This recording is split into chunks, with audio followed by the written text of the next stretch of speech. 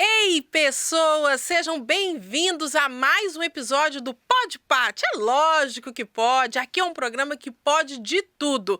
Já quero agradecer a você que manda todos os dias as sugestões de quem você quer ver aqui, quais os temas que você quer que eu aborde e continue mandando, porque tá dando bom, viu? Já que você está assistindo esse vídeo, não esquece de deixar o seu like, compartilhar com os amigos e também se inscrever no canal para me ajudar. Vamos lá, gente, é rapidinho. Eu conto com você, combinado? No Pode Pati de hoje, nós vamos falar sobre educação. Não é novidade para ninguém que nos dias atuais as transformações na educação acontecem a cada minuto. Mas para acompanhar essas transformações, nós precisamos de professores engajados. E aí, nós fomos atrás de uma professora que se enquadra bem nesse perfil, em todos esses requisitos. Ela é professora de Química, pesquisadora, doutora em ciências e muito mais. Querem conhecer? Recebam com muito carinho Juliana Santiago! Seja bem-vinda, Ju! Obrigada, Paty. Obrigada pelo convite. É uma alegria estar aqui com você. Que e com bom. vocês de casa também. Ai, que linda! Ju, tão gostoso falar sobre educação, né? Sim, é algo que me movimenta, me deixa muito feliz e empolgada. E de onde que surgiu? Não, primeiro vamos conhecer a Ju. Quem que é a Ju que o povo não conhece, sem ser a Ju professora? De onde a Ju veio? Quem são seus pais? A Juliana veio de Formiga. Na verdade, eu nasci em Divinópolis, mas fui lá só para nascer. Que na época minha mãe fazia acompanhamento lá com uma médica. Então, nasci, voltei para Formiga, morei lá até os 17 anos, depois vim para Lavras, que eu tinha passado em Química na UFLA, e cá estou até hoje. E a mamãe continuou lá em Formiga? Ela está em Formiga. Na verdade, ela ficou um tempo morando na comunidade rural, próxima a Formiga. E aí tem 3 anos que meu pai faleceu, então ela voltou para Formiga e aos finais de semana ela vai lá para a roça para poder cuidar das coisas. Que delícia! Você vai muito lá, Ju? Nem tanto. Depois do falecimento do meu pai, eu fiquei 1 ano sem ir, encontrando com a minha mãe aqui, ou se não em Formiga, com os meus irmãos. Mas agora eu tenho ido de forma mais frequente. Que delícia! E me conta de onde que surgiu esse desejo pela educação?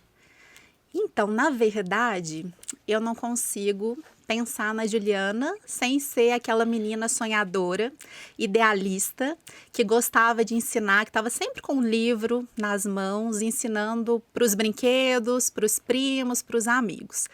E eu tenho uma memória, assim, muito forte, enquanto criança, que eu chegava da escola, colocava ali os brinquedos todos os dias. Ou minha mãe fazendo as tarefas ali de casa, e eu ou recitando um poema, ou lendo uma história. E minha mãe, mesmo sem estudar, sem concluir o ensino fundamental, ela sempre foi uma grande incentivadora. Ela e meu pai. Tanto que o último vídeo que eu gravei do meu pai foi ele falando sobre o que ele deixaria para nós enquanto legado relacionado à educação, como herança. Então, olha só, que presente, né? Então, eu sempre fui incentivada pela minha família, né? Eu sempre tive ali, os meus irmãos, eles são 10 e 11 anos mais velhos que eu. Então, eu sempre via eles ali estudando, correndo atrás. E eu pensava, bom, eu quero seguir o caminho deles, né? E sempre tive esse exemplo dentro de casa. Então, eu tenho tias que são professoras, mas um marco, assim, foi na minha adolescência.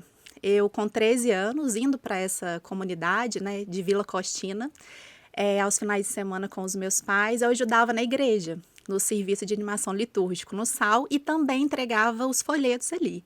E aí teve um belo dia que eu estava entregando os folhetos na porta da igreja e as pessoas recusavam. E eu fiquei indignada, eu falei, gente, será que o problema é comigo? O que está acontecendo, né? E eu falei, não, eu preciso saber o motivo. E eu fui entender que aquelas pessoas não sabiam ler. E aí foi naquele momento que eu pensei, bom, algo tem que ser feito. Eu com 13 anos ajudo aqui na igreja lendo. E por que essas pessoas não sabem ler ou não sabem escrever o seu nome? E aí, indignada com a situação, entrei em contato com uma amiga, com a Danúbia. Nós fomos atrás do vice-prefeito da época, que era parente dela, e conseguimos contribuir com a implementação de um curso de EJA, Ali que as aulas aconteciam no salão paroquial. E aí não durou muito tempo, mas foi um tempo suficiente para que várias daquelas pessoas aprendessem a escrever o seu nome, então trazendo mais dignidade para aquelas pessoas. E aí depois, no ensino médio, eu estudava numa escola particular e tinha uma bolsa. Em contrapartida, eu tinha que ministrar algumas aulas como monitoria para os meus próprios colegas. E foi ali que eu decidi que queria ser professora de química, porque eu tive um incentivo do meu professor de química, era a matéria que eu mais gostava de estudar. Que linda história. Eu adorei essa parte. Falei, gente, mas ela só tinha 13 anos. E já estava com esse olhar para a educação. Sim. Desde quando você está atuando na educação? Então, eu fiz a licenciatura em Química, depois eu fiz 2 anos no mestrado, depois mais um tempo do doutorado. E logo que eu estava ali nessa transição da graduação para a pós, eu fiz o concurso para o estado de Minas. E fui nomeada em dezembro de 2015. Então, foi quando eu iniciei como professora, mesmo, efetiva, da Escola Estadual Firmino Costa, onde eu atuo há quase 10 anos, onde eu estou até hoje. E de lá para cá, muitas coisas aconteceram. Hoje eu também leciono na cidade de Jaci, e vários projetos concomitantes. Quando você iniciou como professora, que você estava falando enquanto do seu início, o que você achou mais difícil? Olha, o mais difícil o maior desafio era conectar a teoria com a prática. Porque em alguns momentos eu percebia que isso ficava um pouco separado. Mas depois eu entendi que eu podia colocar em prática aquilo que muitas vezes eu via, ouvia quando eu participava das discussões sobre didática, sobre metodologia. Mas o que mais me encantou, a princípio, logo no primeiro momento, foi a conexão com os alunos e o fato de entender, de perceber que eu poderia ter um resultado imediato, no sentido de que algumas metodologias que eu já conseguia aplicar, eu via um resultado ali na aprendizagem dos alunos. Então, isso foi algo que me chamou muita atenção. E aí eu percebi que usando de estratégias diferenciadas de ensino e principalmente prezando por uma educação humanizada, as coisas fluíam bem. Você teve muita dificuldade na sua disciplina? Porque é química, né, Ju? Química, gente. Olha, não tive, foi interessante porque quando eu estava no ensino médio, olha só a importância do professor. Eu lembro que eu respondi uma pergunta do professor e ele colocou a minha resposta no quadro. Então, eu fiquei me sentindo super importante, Não esqueço o tema que era forças intermoleculares. Ligação de hidrogênio era o tema da aula. E aí, naquele momento que eu me senti importante, eu falei, gente, tô gostando disso. Quero estudar mais sobre isso. Quando eu entrei na UFLA, que eu iniciei o curso, é claro que você está no ensino médio, você está acostumado ali, tirar excelentes notas, e aí chegou na primeira prova de cálculo. Você tem milhões de matérias, muita coisa para estudar, muito conteúdo. E aí eu vou lá, acostumada a tirar mais de 90, vou lá e tiro 65, 62, 55. Olha a frustração, E aí você vai aprendendo a estudar, Você vê que é tudo totalmente diferente, Eu estava aqui sem o apoio, dos meus pais, dos meus irmãos. Então, era uma vida completamente nova, Sozinha, sozinha. Eu tinha as minhas primas, Na época, tinham 3 primas aqui, mas era muito diferente. Eu tinha que me virar, E aí, entra um momento muito importante da minha vida, que foi quando eu conheci o Wilder, meu marido, Foi ainda na graduação. Eu estava no segundo período, ele veio de uma outra faculdade, Ele tinha conseguido transferência. E aí, sabe quando foi o momento da conexão? Que eu falei, gostei dele. Nós estávamos fazendo uma disciplina, e aí tinha a disciplina 1 e a 2. Ele estava na 2, eu estava na 1. E aí a professora, ela propôs uma atividade onde a turma dele tinha que apresentar um filme, uma discussão para a minha turma. E o filme, eu não lembro o nome do filme, mas eu sei que era um filme que retratava, né, a história de um aluno especial. Uma pessoa que tinha, se eu não me engano, era síndrome de Down. E aí ele lutava, né, pelos direitos, não sei se ele foi pai, enfim, era algo assim, uma história linda. E eu fiquei muito sensibilizada com a história. Quando eu olho o Wilder chorando, aí eu falei, gostei. Sensível. Sensível. Sensível. Então foi essa sensibilidade que já me encantou no primeiro momento. E eu não estava errada. Tanto que ele, né, é um homem, né, muito sensível, de um coração gigante. E hoje eu sou a mulher que eu sou também, né, em termos, assim, profissionais, porque eu tenho o apoio dele.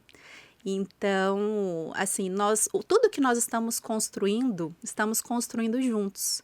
Então, eu acho que independente de qualquer profissão, né, ter esse apoio da família, né, isso é, assim, super importante. Ju, que história de amor linda! Eu não sabia! Pois é, em primeira mão. Gente, que gracinha! Eu amei. Vocês gostaram da história de amor da Ju? Amei! Olha, vai que você encontra também seu amor aí, ó, na faculdade, numa disciplina. Então, ele também é da educação.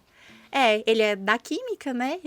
Depois nós fizemos o processo do mestrado juntos, do doutorado. Então, a gente se apoiava muito, né, nos estudos. Então, porque assim, é difícil quando os dois têm objetivos muito diferentes, né? Estão em áreas muito distintas, talvez entender que você, tal final de semana não tem como sair, eu preciso ficar estudando, fisicoquímica, por exemplo. A gente fazia muito isso, né? Entendi. Então, a gente se dedicava juntos. Realmente ligou, né? Rolou a química, né? Show! Ju, como que você vê hoje o ensino da escola pública? Olha, é um grande desafio, né? Mas o que eu tenho para te dizer é que tem muito professor lutando por esses alunos, se aperfeiçoando, buscando o melhor, né? Buscando se aprimorar, entender mais sobre todo esse contexto, né? Sobre todas essas mudanças. Então, assim, embora muitas vezes o que repercute, né, assim, é de forma negativa sobre a escola pública, eu acho que tem muitas coisas boas acontecendo, muitas boas práticas. Foi muito importante para mim conectar com outros professores também engajados, porque isso me fortaleceu e também fez a forma, né, eu ver a educação básica, a educação pública de uma outra forma, de uma forma diferente. Você acha que hoje os alunos estão mais interessados? Ou ainda não? Ainda não, eu acredito, assim, é difícil generalizar, né, porque são realidades muito diferentes, cada escola com uma especificidade, uma peculiaridade, mas hoje a gente tem o grande desafio que é o celular. Eu ia te perguntar isso, mas já que você entrou, vamos nessa. Então, você dando aula, vários alunos ali no celular, porque antes, o que você tinha, né, antes da internet? O professor era aquele que detinha todo o conhecimento, era a autoridade em sala de aula, né? Então, se você quisesse aprender algo, ou você recorria à Barça, que era algo distante para algumas pessoas, indo às bibliotecas, assistindo um jornal, por exemplo, né? Lendo. E aí o professor era o detentor do conhecimento. Qual que é a grande mudança para hoje, né? A gente tem um professor mediador do conhecimento. Porque ali no celular, nas redes sociais, na internet, você tem muita informação. Mas como que eu transformo essa informação em conhecimento? Então, eu preciso ali do professor, né? Então, hoje eles têm acesso a essas informações muito fácil pelo celular. Às vezes, você está dando uma aula, o aluno ele faz uma pesquisa, já te dá a resposta imediata. Ou se você erra na explicação, ele fala, não, professor, não é assim. Então, ele pode te corrigir, né, automaticamente. E então, acho que é isso. Essa grande mudança do professor detentor do conhecimento para um professor mediador do conhecimento. Então, também entender sobre essas mudanças, né? Qual que é o papel do professor nesse contexto atual? Tem uma discussão rolando aí no Congresso também sobre a proibição dos celulares em salas de aula e também até nos intervalos. Qual que é a sua opinião sobre isso? Olha, eu acho importante. Eu acho que tem que ter um consenso, Uhum. né? Então, porque o celular também usado de forma didática, acho que tudo também é intencionalidade, né? Se você vai, eu, por exemplo, tenho uma disciplina que é tecnologia e inovação. Então, é importante que os alunos tenham acesso, né, ao celular, à internet, para poder executar as tarefas. Então, existe a intencionalidade pedagógica, né, que é importante nesse processo.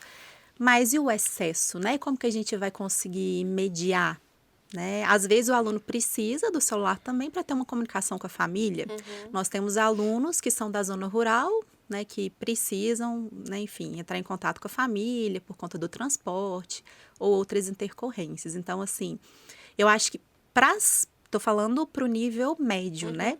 Agora, para as crianças, eu vejo como um problema o uso excessivo de telas, né? Então, estou falando assim do público, que é o público que eu ministro, né? As disciplinas que eu leciono, que é o médio, de ter esse controle, né? Mas agora, para as crianças, eu acho que, né, tem mesmo que Que cortar, que proibir, né? proibir. Como que você lida hoje com a diversidade dentro da sala de aula? Porque são alunos, né? Cada Uhum, um do seu jeitinho. sim.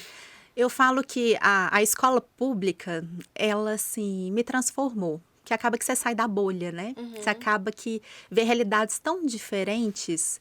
E, assim, eu não posso deixar de dizer, né? Embora eu tenha contado um pouco da minha história, do meu contexto também de privilégios, né? Que eu pude estudar, eu não precisei trabalhar, né? Durante a adolescência. E ali eu vejo vários alunos que precisam trabalhar, que dormem pouco, que têm realidades, né? Completamente diferentes entre eles e diferente da minha, né, que eu tive na época.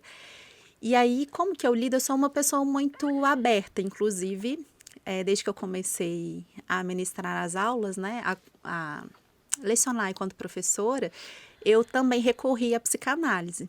Então, eu fui buscar nos estudos de psicanálise para melhorar, né, enquanto professora, e também para tirar um pouco do meu peso ali, porque às vezes eu achava que o aluno não estava interessado na aula, que o problema era diretamente comigo. E não, né? Às vezes ele não está bem com ele, enfim, tem uma Em série casa, de né? nuances, de interferências, né, que podem acontecer. Então, isso me ajudou tanto a lidar com essa diversidade, né, dos alunos e pensar também nos projetos. Foi onde eu comecei a interessar pelos projetos, pela personalização do ensino que a gente fala, né, que é tentar atender os alunos de forma mais específica, né? Então, assim, hoje, por meio dos projetos, eu encontro, né, ali, alternativas para a valorização das diferentes habilidades dos estudantes. Então, eu gosto sempre de conhecê-los no início do ano. Eu sempre aplico um questionário, faço uma roda de conversa para saber dos gostos deles, o que eles gostam de ouvir. Que legal. Eles já ouviram um podcast sobre qual podcast que eles gostam, né? Inclusive, a gente fez um trabalho de podcast recentemente. Que bacana. Sobre filmes, né? O que eles gostam, o que eles têm assistido? Porque isso desperta para nós alguns pontos, né? Para a gente poder conversar com eles, mas também faz com que esses alunos fiquem mais interessados pelas atividades propostas. Então, quando eu vou levar alguma proposta, eu já coloco temáticas que eu sei que vai interessá-los, né? Legal, Ju. Muito E aí, diferente. por exemplo, nós fizemos um projeto recente e eu sabia que tinha alunos que já trabalhavam. Ih, gente! Já trabalharam. Que já trabalhavam com programação e robótica. Então, eu falei, é claro que eu vou incluir isso na proposta. Não posso deixar de fora.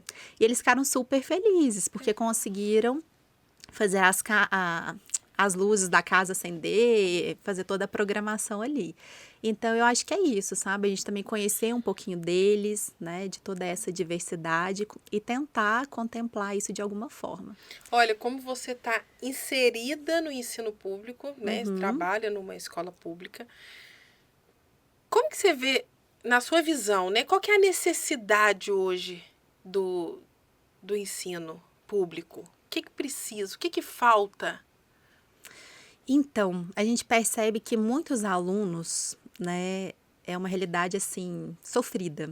Muitos precisam, inicialmente, se alimentar, né? Então, a necessidade básica, ser suprida, que é a alimentação. Segundo ponto, é a necessidade e o direito que eles têm da aprendizagem. Então, o nosso papel enquanto gestor, enquanto educador, professor, de garantir esse direito da aprendizagem. E aí, nesse ponto, a gente tem que lidar com várias questões, né? Nós estamos aí no período pós-pandemia, onde a gente está encontrando vários alunos, né, que não foram alfabetizados, que ficaram em casa por um período longo, né, sem acesso a materiais, sem acesso ao professor, à escola. Então, a questão da aprendizagem, né, é algo que nos preocupa, tá? A defasagem da aprendizagem. Mas hoje existem várias iniciativas voltadas para a recomposição dessa aprendizagem. Então, a gente está sempre preocupados, né, tentando correr atrás aí para poder oferecer o melhor para eles. E a questão que eu não posso deixar de comentar, que é a valorização do professor, né? Então, há uma desvalorização, além de uma desvalorização financeira, né? Eu falo a forma como o professor ele também é visto pela sociedade, né? Há algumas famílias que atribuem à escola a total responsabilidade da educação dos filhos, outros que são totalmente alheios, né, à escola, à educação. Eu vi em um estudo que ele apontava que 68% do sucesso escolar de um filho depende do nível de escolaridade ou escolarização da família. Mas não só por entender que a educação é importante, e sim por ter um repertório cultural, né? Em termos de levar esse estudante ao museu, apresentar livros, revistas, acompanhar no dever de casa. Então, a importância da família estar presente, né? E aí nós temos percebido que é claro que nada disso a gente pode generalizar, né? Como eu disse, são especificidades, realidades muito distintas, né? De cada escola pública, em cada lugar do Brasil. Mas eu acho que a presença da família, ela continua sendo um desafio, né? Eu tenho conversado com vários professores de várias regiões do Brasil e a gente sempre cai nesse ponto da ausência da família, né, assim, no acompanhamento desse estudante, de saber como que ele está, né, na escola, como que estão as suas notas. Então, acho que tem até um provérbio africano que fala, né, para educar uma criança é preciso mover uma aldeia. Então, acho que é isso, falar de educação é falar de investimento, é falar dos atores públicos, é para falar de comunidade escolar, né, de família, mas voltado ali para a atenção, né, do estudante. Antes desse bate-papo nosso, eu conversei com algumas pessoas, alguns professores e alguns familiares de escola pública. E eu vi muita queixa. Os pais se queixando das escolas e as escolas se queixando dos pais. O que acontece, Ju? Por que tanta queixa? Pois é. Eu acho que ainda falta essa comunicação, né? Mais estreita, essa abertura. Eu acho que, porque muitas vezes só chega a queixa, a reclamação para a família. E se é o que essa você falou, família, né? Falta participação. Né? E se essa família procurar a escola, né? Antes, falar, o que está acontecendo? Como é que o meu filho está? Mas eu sei que é um grande desafio também para a escola, porque são muitos alunos, né? As situações são muito diversas, assim. A gente não tem uma fórmula, né? Quem dera se a gente tivesse. Mas eu acho que é estreitar mesmo essa comunicação, né? E eu falo que para nós professores, a escolha de ser professor, ela tem que ser uma escolha muito assertiva. A gente tem que ter muita clareza sobre essa escolha, né? Porque implica muitas coisas. Eu falo que não é trabalhar por amor, mas é trabalhar com amor. Que lindo isso. E né? tá tão difícil hoje em dia as pessoas quererem escolher essa profissão para o futuro, né? Exatamente. A gente tem dados aí que em 2040 podem faltar mais de 200 mil professores, né? O apagão docente. Então, antes que chegue 2040, o que nós estamos fazendo, né? O que nós vamos fazer? E algumas escolas, algumas cidades já está em falta, né? Já estão faltando professores ou muitos professores contratados, poucos professores efetivos, ou que consideram, né, o notório saber, às vezes não são licenciados, mas são professores que tenham ali cursado disciplinas, né, e têm habilitação para ministrá-la, então são contratados, enfim, é uma realidade preocupante. Muito preocupante. Você é uma professora que inspira muitos Obrigada. alunos. Agora me inspira mais ainda. Tem alguns professores que te inspiram? Sim, vários. Tem alguns que você pode falar ou não? Tipo, eu lembro desse professor, esse eu não esqueço, me inspirou a chegar onde eu tô. Assim, a professora Débora Garafolo, eu conheci pessoalmente, na verdade, em um evento, mas não é uma pessoa próxima. E ela ficou entre os melhores professores do mundo. E eu a conheci num momento muito importante, que foi o evento da Vetex, onde eu tive a oportunidade também de estar no bate-papo com esse presidente Barack Obama. Eu vi esse, achei chique. Então, assim, ver a Débora ali, naquele momento, assim, foi algo muito especial. E, principalmente, entender que ela realizou um projeto de robótica com sucata e depois esse projeto se tornou política pública em várias cidades do Brasil. Então, assim, foi algo inspirador, né? E tenho vários professores que passaram, assim, pela minha vida, né? Tanto no ensino médio quanto na graduação, que são professores muito queridos, né? Uma grande incentivadora, não poderia deixar de falar aqui, que é a Graça, que foi a minha orientadora, tanto na graduação, no mestrado, doutorado, e também orientadora do Wilder. Então, tudo que nós precisávamos, assim, de apoio, né, ela nos concedeu. E hoje ela dá total apoio ao Wilder, ao trabalho, então ela nunca desamparou, assim. Então é uma pessoa que nós somos extremamente gratos. Quais são as habilidades e as características que se espera encontrar em um bom professor? Olha que ótima pergunta.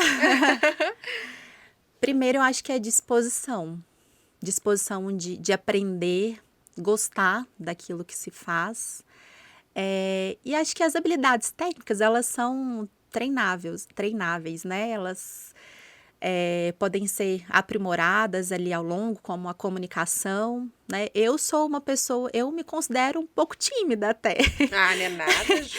Assim, dependendo do ambiente, fico um pouquinho ali recatada, mas depois vou me soltando. Mas eu acho que é principalmente disposição. E aí tem outras habilidades que vão sendo, como eu disse, né, aprimoradas. E hoje, quando a gente pensa nesse contexto, acho que é muito do espírito colaborativo, né? Acho que o ensino atual ele está caminhando muito para isso, sobre os projetos integradores, o espírito colaborativo, não só com relação aos alunos, mas principalmente com a equipe docente, né? Trabalhar muito entre pares, trabalhar muito entre os professores de áreas distintas para projetos interdisciplinares. Então, ter esse espírito de colaboração, eu acho que isso é essencial. E também adaptabilidade. Enquanto professora de escola pública, né, às vezes a gente faz ali um planejamento e falta recurso, né, às vezes não tem internet. Então, eu tenho vários colegas que trabalham, né, em escolas que não têm acesso à internet, não têm equipamentos. Então, acho que é muito da questão também da adaptabilidade. E o planejamento. Enquanto educadores, nós também temos que exercer, né, essas habilidades e funções relacionadas ao planejamento, que é o norteador para o nosso trabalho. Ju, você foi selecionada para compor a Geração Futura Educadores de 2020. Conta para mim, para quem não sabe, no canal Futura, viu, gente? Como que foi essa experiência? Foi uma experiência riquíssima, onde eu conheci assim, muitos outros professores inspiradores, somos amigos, e fortalecemos o nosso sentido, né, de existir e resistir pela educação pública. Abriu um edital, e eu fiquei sabendo desse edital pelo Facebook, por um grupo no Facebook. E ali eu me inscrevi. Você tinha que contar um pouquinho sobre a sua história, por que você merecia ser contemplado para participar daquele projeto do audiovisual. Então, eu fiz a inscrição no finalzinho de 2019 e foi um ano, assim, muito importante. Não sei se eu posso contar agora ou se eu conto depois. Não, pode contar. Eu fiquei como finalista do Prêmio Educador Nota 10 de 2018, né? E aí, em 2019, quando eu participei desse evento, foi o bate-papo com Barack Obama, nós professores recebemos uma homenagem. Logo em seguida, eu me conectei à jornalista Mariana Ferrão. Não sei se você se lembra, né? Lembro, lógico. E ela apresentava na época, na verdade ela já estava saindo, eu tinha saído da Globo, ela apresentava o programa Bem-Estar. E ela sempre falava sobre gratidão, sempre comentando sobre gratidão e ensinou como que a gente poderia se tornar, né, e ter o hábito de ser pessoas mais gratas, né, de escrever ele no caderninho da gratidão. Dá uma pausa, abre um parêntese. Eu aprendi a escrever no caderninho da gratidão por causa da Ju, eu tenho um caderninho. Que notícia boa! Continua, Ju. E isso muda totalmente o nosso viés, o nosso olhar sobre as coisas. Eu falo que a gente passa a valorizar as pequenas coisas, né? Então, você, no final do dia, escreve 2, 3 coisas pelas quais você foi grato ou grata, né? Então, eu decidi mandar um direct para Mariana, porque tinham acontecido, assim, várias coisas. E eu estava muito feliz, muito empolgada, realizada. E eu falei, bom, vou mandar uma mensagem para ela. É óbvio que ela não vai responder, né? Ela tem milhões de seguidores, mas eu queria só tirar isso do meu coração e mandar para ela. Para minha surpresa, não se passaram nem 2 minutos, a Mariana me responde com áudio. E eu falei, bom, acho que ela se interessou, né? Eu tenho que dar continuidade nesse papo. E sempre pensando nos alunos, né? Eu falei, nossa, eu vou falar que eu tô fazendo tal projeto, se ela não poderia mandar um vídeo. Aí, na sequência, ela vai e me pede meu WhatsApp para poder mandar um vídeo. Acho que ela estava aproveitando que ela estava gravando um programa, estava toda arrumada, deve ter pensado assim, vou gravar o vídeo agora. E aí mandou o vídeo na sequência, solicitou meu WhatsApp e ali nós começamos uma conversa. E essa conversa se estende até hoje. E a Mariana me apresentou também um grupo, né, que é da ONG Gaia Mais. E eles implementaram um projeto, eu fiz parte do início desse projeto, que é o projeto Fique Bem, de Educação Socioemocional. E é um projeto que já impactou milhares de professores no Brasil também. E depois, por conta dessa conexão, eu também me tornei embaixadora de um prêmio nacional, que é o Prêmio Professor Transformador. Então, oportunidades que foram gerando oportunidades. E quando eu fui fazer a seleção para o Geração Futura, eu relatei tudo isso sobre a realidade da minha escola, sobre as oportunidades que tinham surgindo enquanto professora da educação básica da escola pública e fui selecionada para ir para o Rio de Janeiro. Nós ficamos 1 semana, tudo custeado por eles.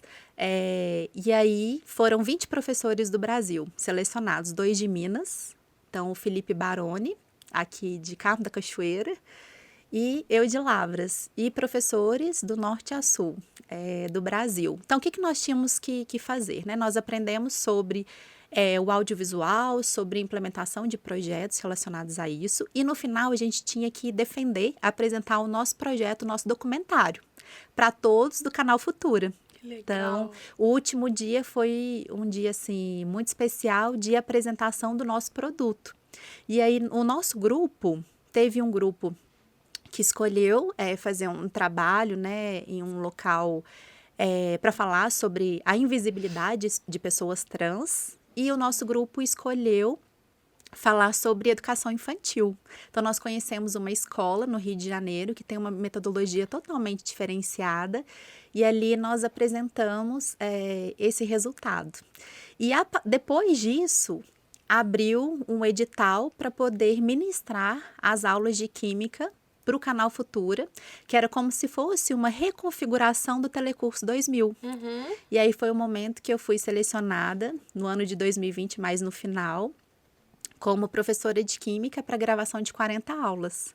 Então, fui para São Paulo e estava um período muito delicado, né, da pandemia, mas a gente teve todos os cuidados para poder fazer a gravação. Ai, Ju, adorei essa história. Não, e eu me senti super tocada, sabe por quê? Eu lembro direitinho do seu stories falando pra gente pegar um caderninho e escrever 2 palavras, porque eu lembro de você falando assim, o dia tem 24 horas. Não é possível que durante o dia todo não tenha 2 coisas que você seja grata no dia. Exatamente. E aí eu chegava no final do dia e falava assim, o que aconteceu de bom hoje que eu sou grata? Às vezes não tinha acontecido nada, tipo aquele dia que é só triste. Eu Aham. falava, mas eu sou grata, pelo menos aconteceu isso, algum Eu aprendizado. tô viva! Muito legal, Ju. E eu tenho certeza que hoje o que eu vou escrever é que eu pude participar. Não pode Pode parte. Adorei. Ju, você falou da pandemia aí. Você acha que a pandemia atrapalhou a educação? O aprendizado? Com certeza. Muitos alunos na fase da alfabetização não puderam ir para a escola. Acho que esse foi um agravante, né? Principalmente os alunos que estavam em transição, saindo do Fundamental 2, iniciando, né, o ensino médio, fora do contato com os professores. Como eu disse, muitos alunos que vão para a escola para merendar, né, ficaram em casa. Alguns dados, né, tristes apontam que muitas crianças, ficando o maior tempo em casa, foram vítimas de abuso, né? Então, assim, acho que foi um agravante para a condição, né, desses estudantes. Fora a questão da aprendizagem, né? Algumas escolas conseguiram continuar com as aulas virtuais, mas para a escola pública isso praticamente não aconteceu, né? Então, na época, eu estava também na prefeitura, enquanto coordenadora de projetos. Nós implementamos um projeto que foi o Educa TV Lavras, e aí nós gravamos 1.312 vídeos na sede da Secretaria de Educação com os professores aqui de Lavras. E aí, quando esses vídeos eram produzidos, eles depois eram veiculados em canal aberto, né, para o pessoal aqui de Lavras e região, também foram hospedados no YouTube. E esses alunos podiam acompanhar essas aulas, né, e suas famílias, recebendo o PAC, que era o material impresso. Então, retirando na escola, né, ou em alguns casos mais específicos, recebendo em suas residências. Então, assim, as cidades, as prefeituras tentaram se organizar de alguma forma, mas eu tenho em mim que foi um grande prejuízo para esses estudantes. Não só em nível cognitivo, pensando no aprendizado, mas também por questões de socialização, né, da falta de socialização. As crianças que iam para a escola depois se viram totalmente isoladas, né? Então, pensando principalmente no aspecto socioemocional. Eu conheço criança que teve atraso de fala. Isso foi muito recorrente. Aí eu falei, ai, que dó, porque tá começando a falar e de repente, puf, parou. Vai pra dentro de casa. Ai, foi triste. Muito. Muito triste, mas espero que alavanque agora, né? Que vá pra frente. Sim, sim. Você participou de uma imersão educacional no Chile. Ai, Sim. muito chique. Você e vários outros educadores aí do Brasil. Como que foi? Foi outra experiência marcante. No final do ano passado, eu faço parte de uma rede, que chama Rede Conectando Saberes. E o ano passado eu me candidatei para me tornar coordenadora regional. Então, das regiões do Brasil, nós tínhamos algumas regiões com mais coordenadores, e o Sudeste, como é uma região maior, nós tínhamos 3 coordenadoras. Então, eu aqui de Minas, uma coordenadora de São Paulo e uma coordenadora do Espírito Santo. E aí foi um momento que nós tivemos a oportunidade de ter essa formação, que era um curso voltado para líderes, para a gestão educacional. E no momento que nós estávamos lá, nós tivemos aula na Universidade de Diego Portales, com os professores de lá, e também tivemos uma experiência nas escolas públicas e particulares do Chile. E para minha grata surpresa, eu já tinha conhecido uma escola de lá, que foi uma escola pública, que ficou finalista de um prêmio também a nível global, mundial. E quando eu cheguei lá, que eu fui selecionada para ir para essa escola, eu nem acreditei.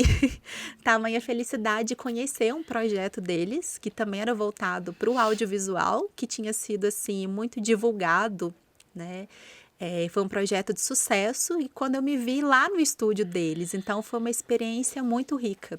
E de entender melhor também sobre a formação de professores do Chile, né? Então eu percebi que alguns aspectos, principalmente da formação iniciada e continuada de professores, a gente está muito aquém, muito atrás ainda.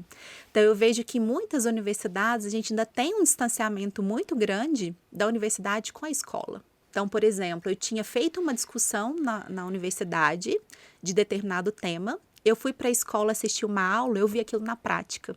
Então, eu percebi essa conexão, esse alinhamento. E lá os professores são avaliados, se eu não me engano, de 2 em 2 anos. Existe um critério, assim, bem rígido relacionado à formação de professores e o processo de avaliação dos professores. E tudo isso que você aprende fora, no Chile, no Canal Futura, você traz tudo para a sala de aula? Nem tudo, mas assim, a gente vai tentando de alguma forma. Hoje eu estou inserida também na formação de professores, que é algo que eu estou começando, que eu gosto, que eu quero trabalhar também nessa área, para começar justamente esse movimento.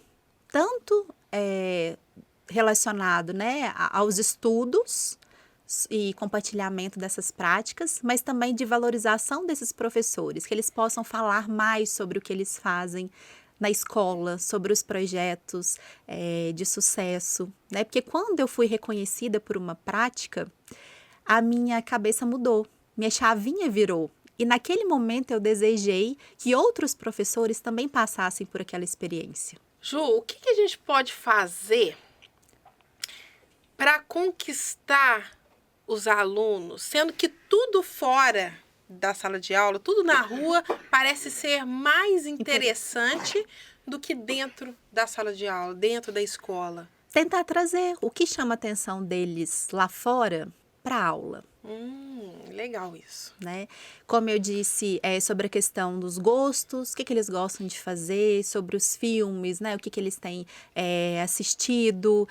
Incentivar também a leitura, que é algo que está ficando perdido por aí. Tentar alguma forma, alguma estratégia de valorizar, claro, aquilo que eles gostam, mas também apresentar novas oportunidades. Mas uma coisa que eu percebo é a relação de confiança. Eu falo por mim. Às vezes eu faço alguns combinados com eles e eu acho que o combinado ele é realmente combinado. Não é algo que vem de cima para baixo.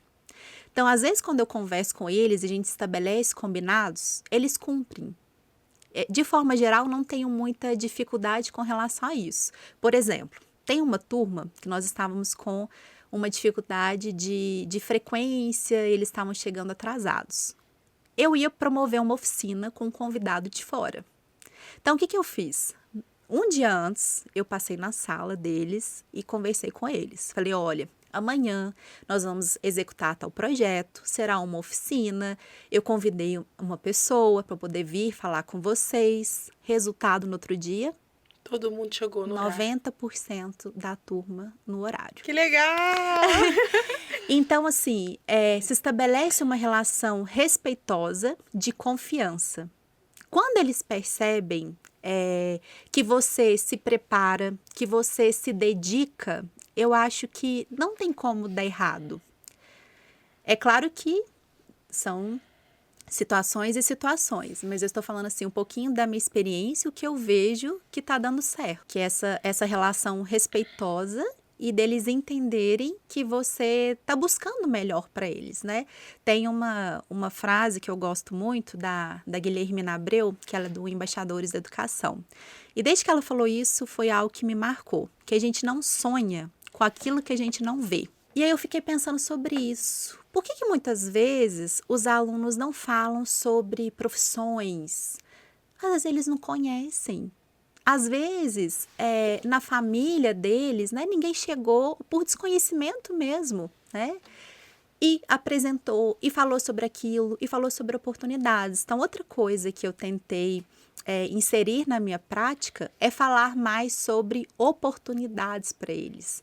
Apresentar, né, já que eu tenho algumas oportunidades de conhecer lugares, diferentes universidades, diferentes pessoas, que é algo que eu também me dedico para isso, né? Eu me esforço para que isso aconteça, que eles também podem correr atrás e conhecer esse mundo aí que está à espera deles. E eu também sempre faço questão de, quando eles estão inseridos em alguns projetos, de participar, de chegar junto. Porque acho que o educador é aquele que sonha junto, mas também que pode voar com eles, né? Sim. Então, e o nosso resultado acaba sendo muito disso, da realização do aluno. Nós, professores, nos vemos muitas vezes realizados com a realização do outro. Então, acho que essa é a beleza da profissão, né? Muito do servir também, no sentido de estar feliz, de ser feliz com a realização do outro. Sim. Você falou aí de família, né? Das famílias falarem sobre profissões e tal. Você acha que a convivência reduzida das famílias com os filhos afeta na escola? Com certeza. Tanto pela questão do repertório, né, cultural, de conversar sobre vários assuntos, até mesmo, principalmente os adolescentes, né, que precisam ali, estão num momento muito, que para eles não é fácil, né, o cérebro, ele está em amadurecimento, né, então eles precisam de esclarecimento, de apoio, de orientação, então muitos ficam perdidos nesse processo, ficam desacreditados. Então, acho que quando não tem essa boa comunicação com a família, há um impacto direto, né, na questão não só cognitiva, né, da aprendizagem, mas muitas vezes no social, e tem um impacto direto na escola, né? Entendi. Eu anotei aqui que você é embaixadora do projeto Fique Bem e do prêmio Professor Transformador. Não é isso? Isso. Queria que você falasse um pouquinho pra gente sobre esses dois. O prêmio Professor Transformador é um reconhecimento de boas práticas de professores, onde eles podem ser premiados por iniciativas realizadas na escola, né, na educação básica. Então, eu fui embaixadora durante 2 anos. Agora, o prêmio, ele cresceu, ele tem apoio, né, outros patrocínios, e se tornou o prêmio Educador Transformador. Inclusive, convido aos professores que estão nos assistindo, aos gestores, para que façam a sua inscrição né, no próximo edital. E o projeto Fique Bem, quando nós começamos, ele também é um projeto que se expandiu bastante. Eram vídeos voltados para a educação socioemocional e principalmente para o autocuidado, para o professor pensar mais nele, na questão da saúde mental. Então, eram produzidos vídeos, né, feitas ali conexões com educadores de várias regiões para falar sobre essa temática. O projeto cresceu, hoje ele tem um material próprio para levar justamente essa educação mais humanizada e compassiva para as escolas. Então, tem um curso de formação voltado para a educação socioemocional, para a educação compassiva, que foi implementado, né, pela ONG Gaia Mais. Lindo. Há alguma experiência na sua vida docente que te marcou para sempre? Nossa, são tantas. Alguma que deixou uma marca no seu coração aí, que você falou assim, gente... Tem, principalmente, tem alguns relatos, né, de alunos da EJA. Eu sou professora de educação de jovens e adultos. E aí, quando eu recebo relatos, claro, de todos os alunos, né, que estão aí conquistando seus espaços no mercado de trabalho, abrindo suas empresas, indo para a universidade, se realizando, né, onde eles sonham, isso é muito gratificante. Mas eu me lembro de uma pessoa especial que ela estava cursando o 3º ano da EJA e ela já tinha ali mais de 70 anos e ela falou que queria fazer farmácia, porque ela amou as aulas de química. Então, assim, eu vi que era muito além da química, do conteúdo em si. Era você poder inspirar uma pessoa a querer fazer algo mais, né, a viver mesmo, né? Claro que ela, né, aos 70 anos ali, ainda, né, tinha muito a conquistar, tem ainda. Então, assim, eu fiquei muito feliz com o relato dela. Teve algum aluno seu que já seguiu a sua carreira, Ju? Falou assim, você é professora de química por causa da Ju. Sim. Quando nós realizamos o projeto, que foi até o projeto finalista do Educador Nota 10, que foi um projeto em parceria com o PIBID, que é outro programa, assim, que eu acho sensacional, que é de apoio às licenciaturas. Então, é a imersão dos alunos, dos licenciandos, no futuro campo de atuação deles. Então, é um projeto, assim, incrível. Alguns alunos que participaram desse projeto foram cursar Química.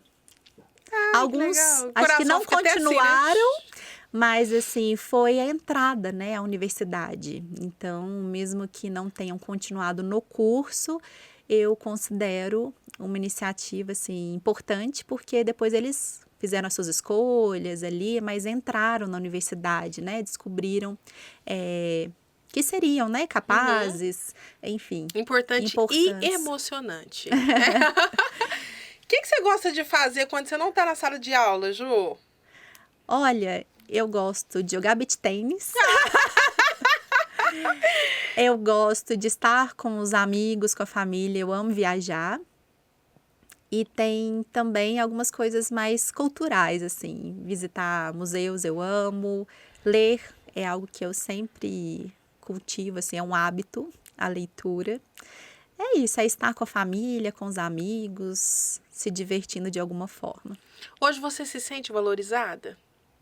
Acho que a valorização, ela começa em nós, né? Então, eu acho que eu tive mais ciência sobre o que é ser professora, sobre o meu papel enquanto professora, enquanto mulher, né? Eu entendi esse meu papel e a partir disso eu comecei a me valorizar, né? E depois disso as coisas começaram a acontecer. É claro que quando a gente traz para um contexto da educação básica, né, enquanto professora da educação básica pública, se eu for pensar em termos financeiros, não somos valorizados. Mas eu acho que é algo também a se pensar na nossa valorização, como que a gente considera o nosso trabalho. E ali, quando você começa a pensar sobre projetos, sobre inovação, você também começa a se impor, a se posicionar, né, no sentido de que estou iniciando um projeto. Bom, já passei por tudo isso, tive, né, tanta dedicação à minha formação, vou me valorizar, né, vou, enfim, repensar sobre o meu valor ali enquanto profissional. Então, acho que é uma palavra complexa, mas eu me sinto realizada hoje, assim, tanto na profissão, mas eu sou uma pessoa muito curiosa e que sempre está buscando alguma coisa. Eu já então, percebi. Parada, você não vai me ver. Eu já percebi isso. E o que você deixa hoje de mensagem para quem quer seguir nessa profissão? Bom, para as pessoas que querem seguir na área de educação, eu desejo que vocês façam escolhas assertivas, que mantenham-se resilientes e não desistam. Se é algo que lhe agrada o coração, se é o seu sonho, mantenham persistentes, porque trabalhar com educação é poder transformar vidas. Que lindo, Ju. Tá acabando, gente. Tá acabando o programa. Passou tão rápido. Vai, que voa, minha filha. É porque a gente vai conversando e a gente não vê a hora. Mas eu quero muito te agradecer por você ter aceitado o convite, por você perder não, vou falar, ganhar um pouquinho do seu tempo aqui batendo esse papo e poder contribuir também com outras pessoas que estão nos assistindo nesse momento. Então, muito obrigada. Eu que agradeço. Obrigada pelo convite e conte comigo sempre que precisar. Queria dizer também que hoje eu estou trabalhando em outros projetos, agora um mais específico com a Gilmara Canestre, que ela é do Instituto Jovens Brilhantes. Então, estamos iniciando um movimento voltado para adolescentes. E as pessoas que estão relacionadas aos adolescentes, digamos assim, né? Que são os pais, os responsáveis, as empresas e principalmente os educadores. Gente, quero falar para vocês o seguinte, a Ju tem um perfil no Instagram, não é, Ju? Isso. Como que tá lá? @profa.julianasantiago. Sigam a Ju, tá aqui o arroba dela aqui embaixo, é só você clicar, entra lá pra você conhecer o trabalho dela.